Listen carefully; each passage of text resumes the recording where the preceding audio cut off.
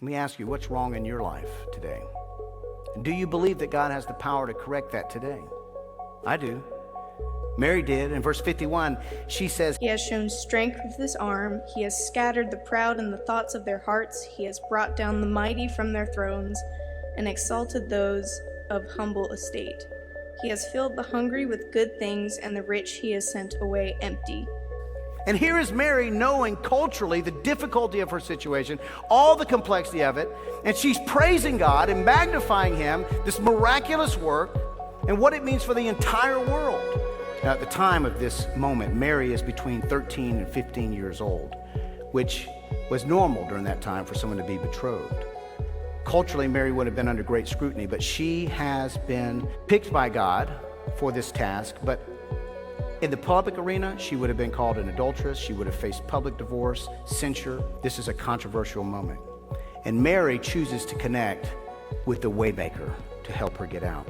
This past week, I had a conversation with a lady, and she was on the phone with me, and she said she was having a conversation with some folks that were having a really hard time the other day. And what she said really stood out to me. She said, you know, I talk to a lot of Christians that, you know, they highlight all the problems that are going on in their life. And she said she had listened to this lady very compassionately, and at some point in the conversation, she just looked at her and she said, hey, it sounds like you got a lot of stuff going on, and it's a very difficult time. I got one question for you. She said, this is what I ask myself when I feel this way. Am I saved?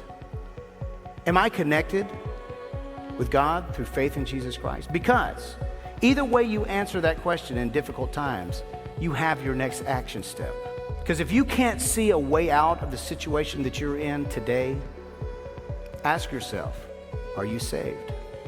Have you placed your faith in Christ? If you have not placed your faith in Christ, let me suggest your next action step is to place your faith in Christ and get connected with the Waymaker. And by the way, for all of us who have already done that, guess what? If the answer is yes, then go talk to the Waymaker.